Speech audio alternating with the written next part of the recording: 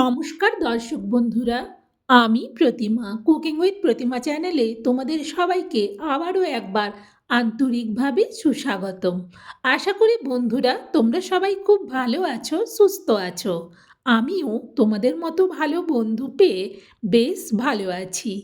আজকে আমি তোমাদেরকে খুব সহজ পদ্ধতিতে লেয়ারযুক্ত বিটের পরোটার রেসিপি শেয়ার করব।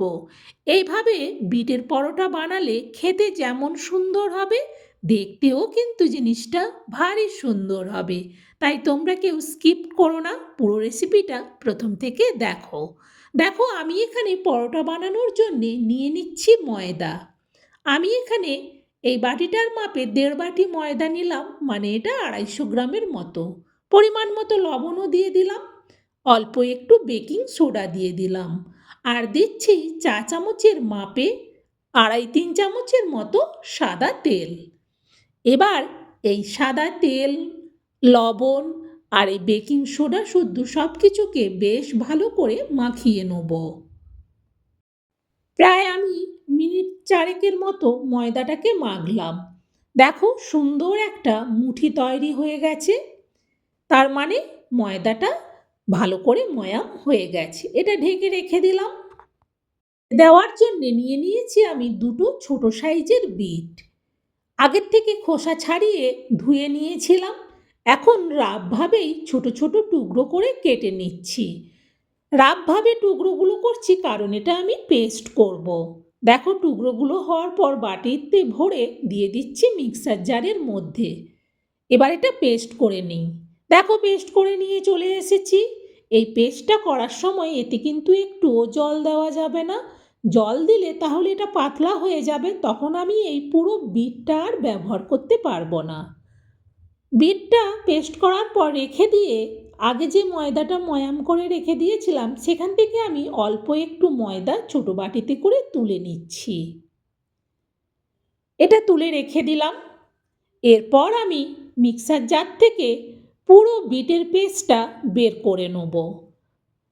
এখানে আমার যে পরিমাণ ময়দা আছে পুরো বিটের পেস্টটাতেই হয়ে যাবে। যদি না হয় তখন মিক্সার জারটা ধুয়ে অল্প চা চামচের মাপে 2-3 চামচ জলটা দিতে হবে। কিন্তু আমার এখানে যে পরিমাণ ময়দা আর বিটের পেস্ট হয়েছে তাতে কিন্তু আর জল দিতে হবে না। এবার এটা সব ডো তৈরি করে নেব। দেখো কতটা সুন্দরভাবে মাখা হয়ে গেছে। এবার এটা আমি রেখে দিচ্ছি। এটা রেখে দিয়ে শুকনো যে ময়দাটা তুলে রেখেছিলাম এবার সেইটা নিয়ে নিচ্ছি। হাতটা আমার পুরো লাল হয়ে আছে, তাই হাতটা একটু ধুয়ে নিচ্ছি। হাতটা ধুয়ে নেওয়ার পর একটা অন্য জায়গার মধ্যে ময়দাটা ঢেলে নিলাম। এবার আমি এখানে গরম দুধ নিয়েছি, ঈষদুষ্ণ গরম দুধ। এইটা দিয়ে এবার ভালো করে ময়দাটা মেখে নেব। যতটা পরিমাণ দুধ লাগবে সেই মতো অল্প অল্প দিয়ে এটাকেও বেশ সুন্দর একটা সফট ডো তৈরি করে নিতে হবে। দেখো, সুন্দরভাবে হয়ে গেছে।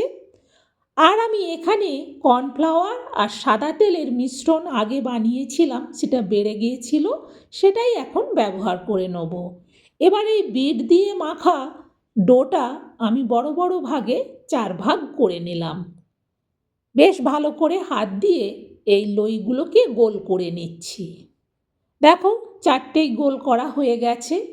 এবার এটাকেও সাইডে রেখে দিয়ে নিয়ে নিলাম সাদা ডোটা। এই সাদা ডোটাকেও আমি 4 ভাগে ভাগ করে নেব। দেখো, 4 ভাগে ভাগ করার পর বেশ ভালো করে হাত দিয়ে গোল করে নিলাম 4টেকেই। এবার এই 4টেকে সবের প্রথম বেলে নেব। আমি এখানে ময়দার গুঁড়ো দিয়ে বেলবো। এটা কিন্তু তেল দিয়ে বেললে ভালো হবে না। আর এই 4টে লইকেই কিন্তু আমি একসাথেই বেলে নেব। একসাথে সাদাটা বেলে নিলে সুবিধে হবে। দেখো, কথা বলতে বলতে 4টেই কিন্তু আমার বেলা হয়ে গেছে। এবার আমি বিট দিয়ে মাখা যে ডোটা করা আছে এবার সেটা নিয়ে নেব। সেখানেও 4 ভাগ করা আছে, একটা করে ভাগ নেব।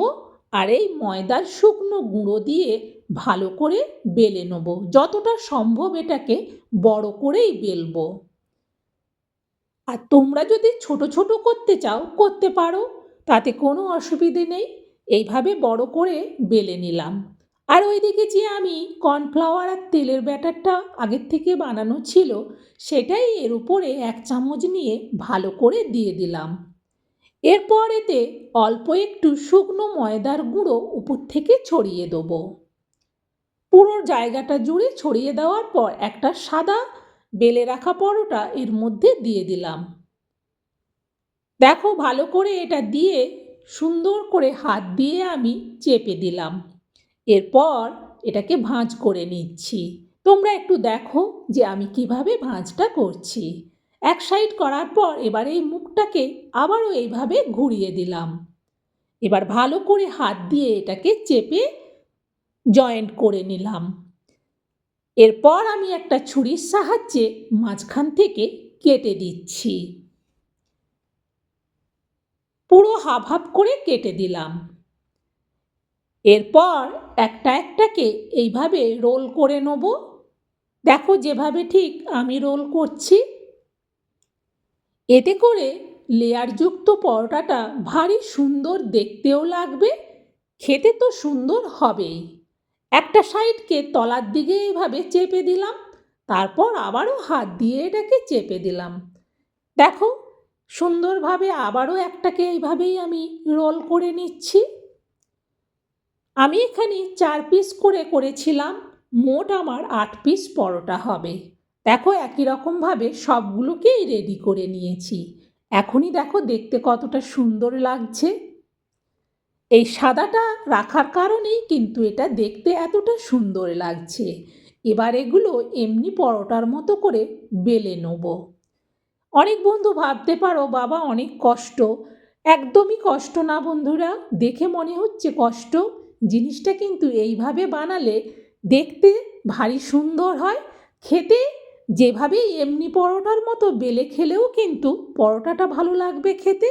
কিন্তু এই লেয়ারযুক্ত পরোটা বানালে বেশ বাচ্চারা কিন্তু ভীষণ খুশি হয়, সাথে বড়দেরও ভালো লাগে।